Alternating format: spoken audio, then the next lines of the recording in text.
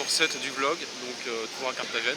Donc aujourd'hui, je vais vous faire visiter le quartier de Gethsemane, qui est un quartier avec beaucoup de graffiti. Là, je suis sur la place principale. Et puis après, ce soir, je changerai d'hôtel. J'irai dans un hôtel dans le centre. Voilà, putain. Quiero contarle, mi hermano, un pedacito de la historia negra, de la historia nuestra, caballero. Y dice así.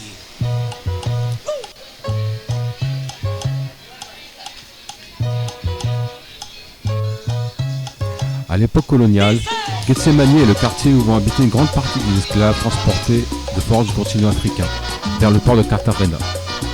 La situation du quartier sur l'extérieur de la ville fortifiée, sûrement d'autres raisons, vont permettre à une partie de la population noire du quartier de s'émanciper de l'esclavage. Salut, coucou les amis, jour 7. Donc aujourd'hui, je suis à Carthagène. Encore une fois, je vous ai fait visiter Gethsemane il y a deux jours. Et là, je vais vous faire visiter le centre historique de Carthagène. À plus tard.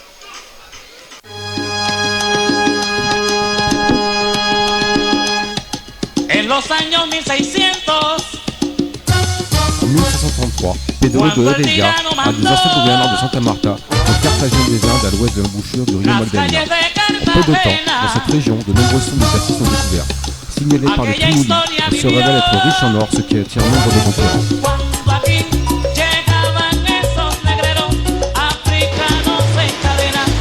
Salut les amis, voilà la tour de l'horloge. Donc en fait, c'est la porte de la tour de l'horloge qui délimite l'entrée du centre-ville. Voilà. À la suite de l'invasion française de l'Espagne, Carthagène des Indes vit naître les premiers mouvements d'insurrection néo-grenadins qui menèrent à l'indépendance de l'Espagne. À Carthagène des Indes, l'indépendance de la province est déclarée le 11 novembre 1811. D'autres proclamations se produisent dans tout le pays et aboutissent à l'indépendance de la plupart des provinces de Nouvelle-Grenade.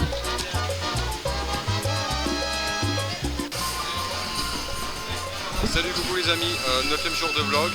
Donc aujourd'hui je vais vous faire visiter le château de San Felipe. C'est une forteresse qui a été construite par les Espagnols, je crois, pour lutter contre les pirates. Et aussi, ça a aussi servi dans la guerre d'indépendance contre l'Espagne. Donc je fais cette balade avec Sardine. Cette balade avec Sardine. Hey, hi. I'm Konstantin. I'm from Greece. Yeah. I'm Fred. La forteresse San Felipe de Balaras, le premier fort de Carthagène qui s'appelait alors château de Saint-Lazare, date de 1536. Il est reconstruit en 1639 et 1657. L'ingénieur militaire espagnol Antonio de Alevalo, né en 1715 à Martin Muñoz de la DSA et mort en 1800 à Carthagène des Indes, dirigea les ouvrages de fortification de la ville de 1742 à 1798. Le fort de San Felipe de Balaras et les 12 km de remparts qui protégeaient la ville des pirates rappellent l'époque où l'or et les émeraudes, raflés par les conquistadors, transitaient par Carthagène des Indes. Le fort était doté de 8 canons pour une garnison de 20 soldats et 4 canonniers. Malgré cela, la ville est pillée en 1697 par un corsaire français, le baron de Pointis. La ville est reconstruite ainsi que son fort et une première batterie de fortune est mise en place par l'ingénieur militaire Juan de Rela y Sotomayor en 1539, soit 2 années avant le début de la guerre de l'Oreille de Jenkins contre le Royaume-Uni. Après cette guerre, l'ingénieur Antonio de Arevalo renforce le Bonneté et fait construire une autre série d'autres batteries de canons. La batterie de Saint-Lazare, la batterie de Saint-Barbara et celle de la Rédemption. Des souterrains permettant l'évacuation du fort en cas de prise par l'ennemi sont également achevés en 1769. Salut, coucou les amis, 10e jour de vlog Colombie. Donc en fait ça fait bien plus longtemps que je suis là, ça fait 2 mois et demi. Et des bonnes nouvelles, des moins bonnes nouvelles. En fait j'ai dû rester beaucoup plus longtemps que prévu à Carthagène, j'avais prévu de rester une semaine, je suis resté un mois. Je pars la semaine prochaine normalement. Parce que voilà, comme vous le savez, ma carte bleue a été cassée, j'ai dû en attendre une nouvelle. Et quand on envoie des colis par la poste de France, ça met très longtemps, ça peut mettre un mois à peu près. Donc si jamais vous avez ce genre de problème, je vous conseille de passer par DHL et jamais par la poste. Voilà. Donc il y a ça. Heureusement, j'ai eu affaire à des gens ici très gentils, très généreux, qui m'ont beaucoup aidé. Notamment la gérante d'ici qui s'appelle Linda et son frère Benmar. Donc ils sont tous les deux musiciens. Voilà. Mais bon, ça commence à s'arranger. J'ai enfin pu récupérer un téléphone. Et normalement, je reçois ma carte la semaine prochaine. Normalement. Voilà. Un petit conseil que je voulais vous donner, voyagez toujours avec une seconde carte bleue au cas où elle est cassée ou volée. Deuxièmement,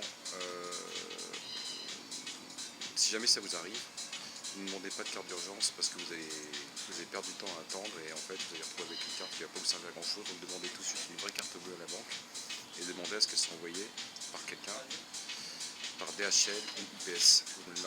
Il y a vraiment des gens généreux qui ont un très bon cœur. Voilà. Donc notamment Linda et Lemar. Donc Lenmar, musicien qui habite ici, frère de la gérante Linda. Ce soir il joue, en fait, il est musicien. Et il joue souvent dans les bars ou les hôtels. Donc là, je vais aller l'écouter, il va jouer avec un ami chanteur, c'est très sympa ce qu'ils font. Donc je vais aller le filmer pour vous. Et on vlog. Donc voilà, je vous dis à tout de suite.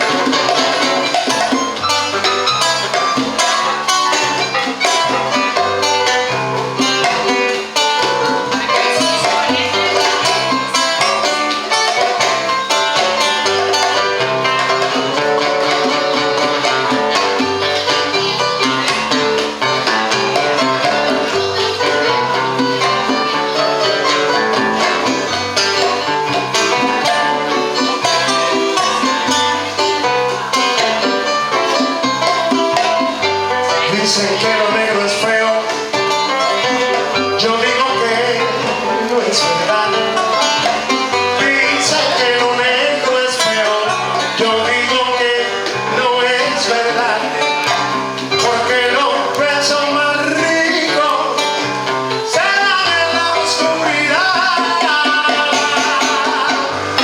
Guantanamera, Guajira, Guantanamera, Guantanamera, Guajira, Guantanamera, oye, oye, Guajira, Guantanamera,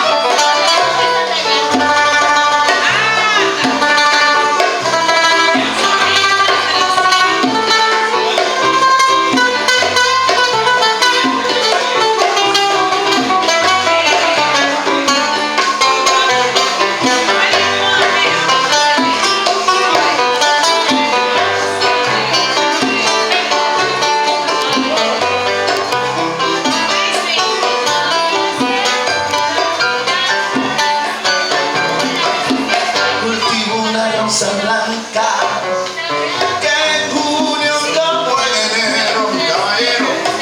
Cultivo una rosa blanca que en junio como en enero, para mi amigo sincero que me da su mano franca. Guantanamera, Guajira, Guantanamera, Guantanamera,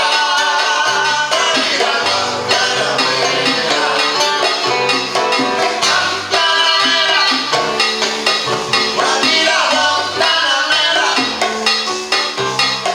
Guajira,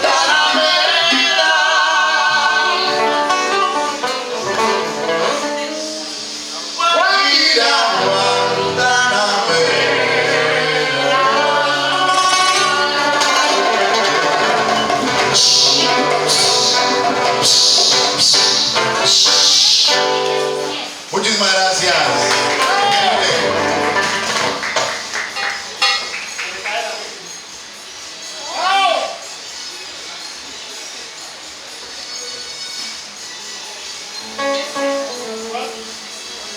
Would it be my name?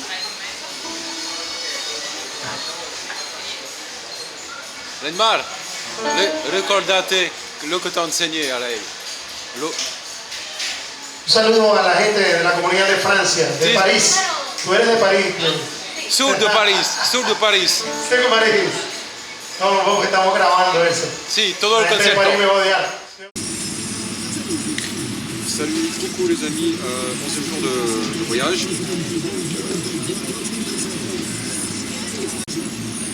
Salut, coucou les amis, donc 11e jour de vlog, mais bon en fait ça fait plus de mois que je suis là, de 11e jour de vlog. Donc en fait j'ai enfin reçu ma carte.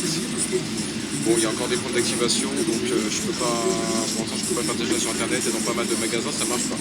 Mais au moins je l'ai. Voilà, donc après si ça marche pas sur internet ça va être embêtant pour acheter ou modifier un billet. Voilà. En fait là je fais une vidéo juste pour vous dire que je pars à Barou. C'est presque une paradisiaque avec des super belles plages près de Carthagène. Donc là je suis dans le bus pour aller à Passe à Caballos parce que c'est la manière d'y aller. En fait il faut prendre un bus jusqu'à Passe à Caballos. Et de Passe à Caballos après vous prenez une moto jusqu'à Barou. Donc c'est vraiment le moins cher, c'est pas cher. Je vous donne rendez-vous là-bas un peu plus tard.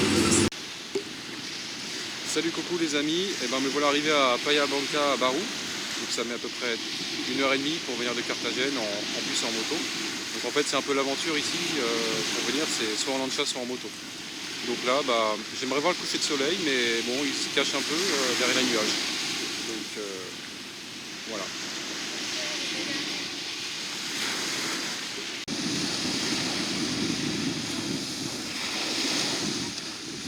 Je vous présente Rosé David, dont je viens de faire connaissance. Voilà.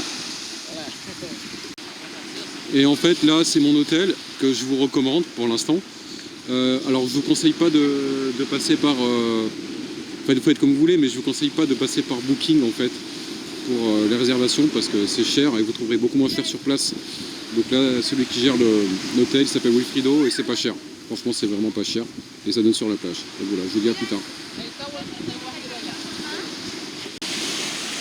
Salut, coucou les amis, vlog jour 12. Donc je suis arrivé à Barou hier.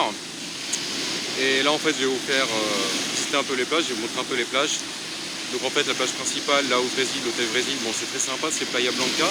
Mais le problème c'est que c'est pas vraiment une plage dans son état naturel parce qu'il y a des cabanes partout. Bon, c'est sympa les cabanes d'hôtel mais il n'y a pas vraiment de végétation, c'est pas naturel. Donc en fait je me suis éloigné un peu dans une plage vers une plage avec aucune cabane, aucun hôtel, très peu de bâtiments. Et c'est Playa Tranquilla. Voilà, donc je vais vous la montrer un peu et puis après je reviendrai vers Playa Blanca et je vous montrerai Playa Blanca. Je vais faire les petits. Je t'emmènerai en voyage dans les plus beaux pays du monde. Je ferai l'amour sur la plage en savourant chaque seconde où mon corps grandit sans flamme. Voilà les amis, j'ai piqué une tête, je vais me baigner puis après je vais repartir pour Carthagène. Voilà, je vous dis à plus tard. Salut, coucou les amis, jour 13 du vlog. Donc là je terminais le bus de Carthagène. J'attends le bus pour Medellín en fait. Donc hier j'ai pas fait de débrief par rapport à la journée passée à Barou, mais je suis rentré tard et j'étais fatigué. Mais sinon Barou, bon ça vaut le coup. Alors Playa Blanca c'est sympa, c'est quand même une belle plage, mais c'est très touristique.